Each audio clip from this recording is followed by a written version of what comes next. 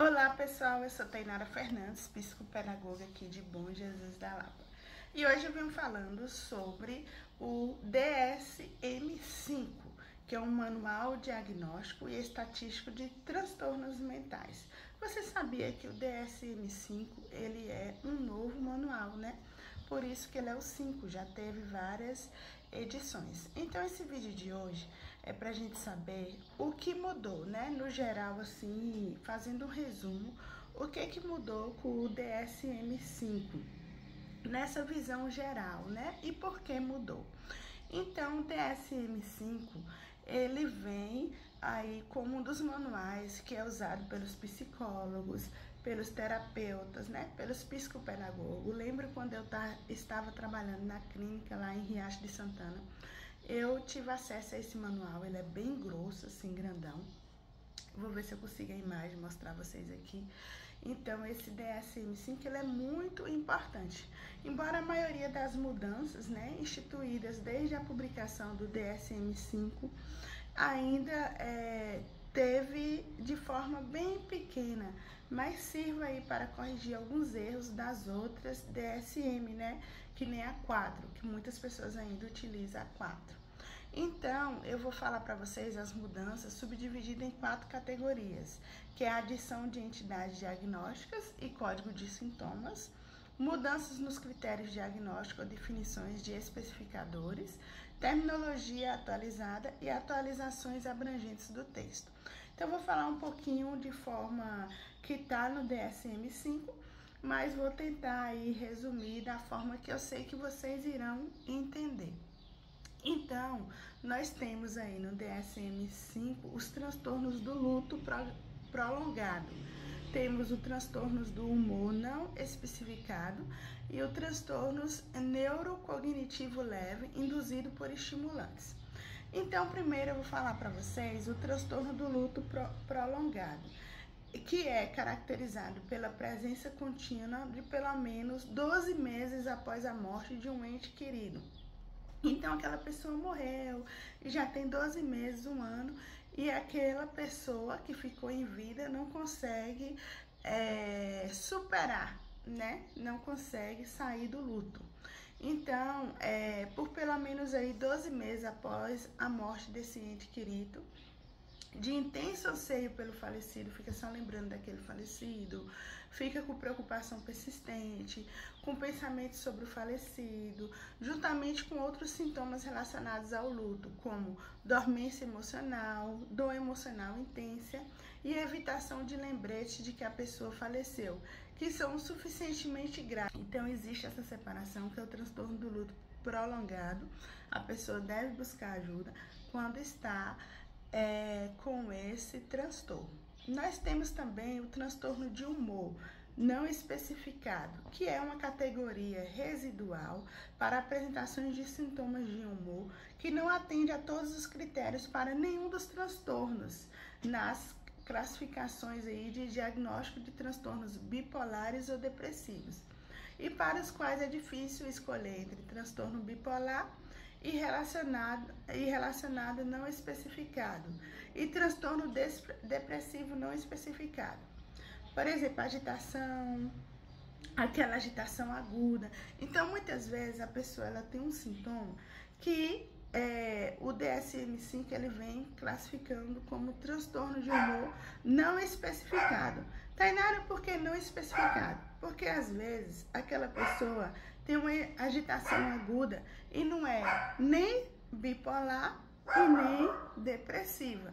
Então, é preciso classificar ela nesse DSM-5 como transtorno de humor não especificado. Nós temos também o transtorno neurocognitivo leve, induzido por estimulantes, que foi adicionado aos tipos existentes de transtornos neurocognitivos leve, induzidos por substâncias como álcool, inalantes, substâncias sedativas, hipnóticas ou ansiolíticas, em reconhecimento ao fato de que os sintomas neurocognitivos, como dificuldade de aprendizagem, memória e função executiva, pode estar associado ao uso de estimulantes. Então, muitas vezes, né, é passado para aquela criança que tem TDAH mesmo, algo que vai estimular a ele não ser tão agitado, então entra dentro dessas medicações. Por isso, a separação do DSM-5 do transtorno neurocognitivo leve induzido por estimulantes,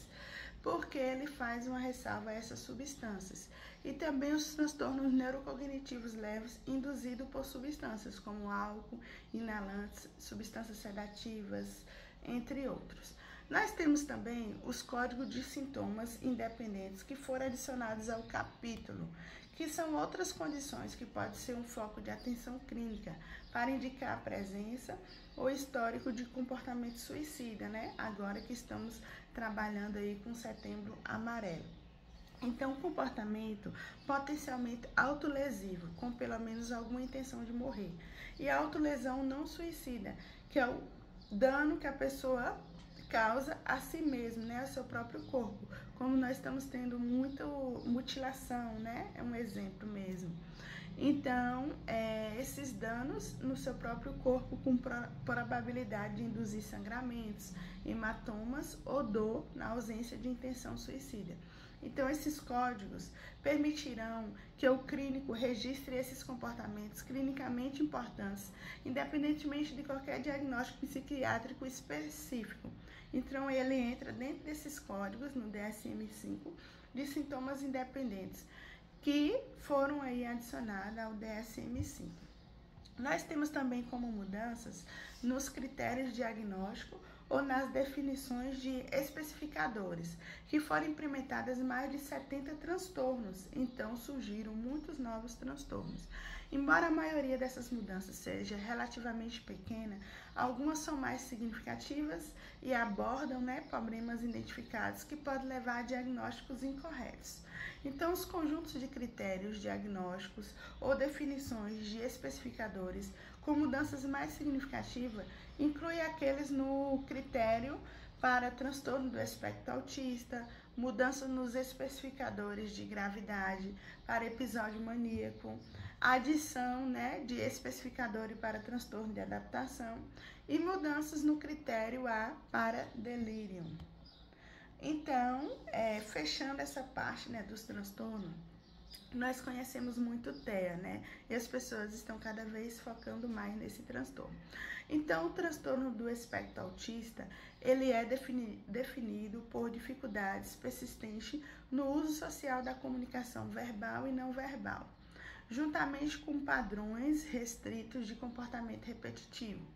Enquanto o limite mínimo para o componente de comportamento repetitivo restrito era simples, pelo menos de 2 quadros, o número mínimo necessário de tipos de déficit na comunicação social era ambíguo.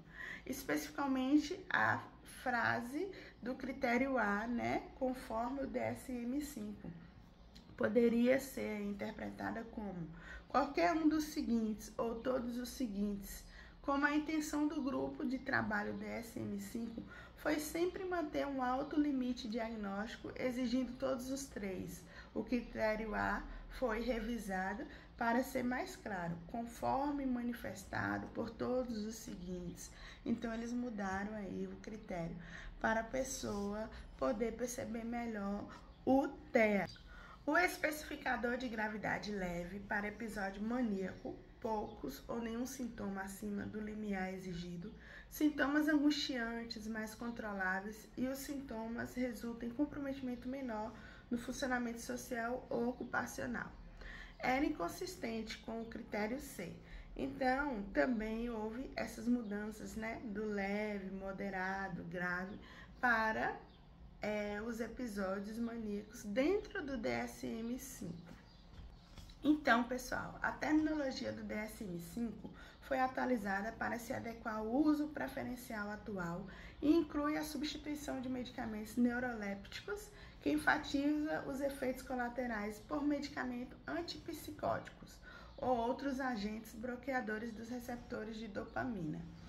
A substituição de deficiência intelectual por transtorno do desenvolvimento intelectual e a alteração de transtorno de convenção por síndrome neurológica funcional, refletindo a evolução da terminologia na área, foi muito bom essas mudanças, porque de vez falar deficiência intelectual, As pessoas têm que compreender que é um transtorno do desenvolvimento intelectual. Sabiam que atualizações dos textos foram resultado de um processo de 3 anos, envolvendo mais de 200 especialistas, a maioria dos quais participou do desenvolvimento do DSM-5. Havia 20 grupos de revisão para cobrir os capítulos da seção 2, cada um liderado por um editor de seção. Especialistas foram convidados a revisar o texto para identificar material desatualizado. Então, aquilo que estava desatualizado foi tirado. Isso foi complementado por revisões de literatura que abrangeram o período de 10 anos anteriores. Então, foi muito tempo aí para eles conseguirem organizar. A maioria dos textos sobre transtornos teve pelo menos algumas revisões, com a esmagadora maioria apresentando revisões significativas. As seções do texto mais amplamente atualizadas foram prevalência, fatores de risco e prognóstico, características diagnósticas relacionadas à cultura, características diagnósticas relacionadas ao sexo e gênero, associação com pensamentos e comportamentos suicidas e comorbidade, porque cresceu muito o número, e as seções do texto com menos atualizações foram características diagnósticas e diagnóstico diferencial. Porém, as seções dos transtornos foram bem atualizadas.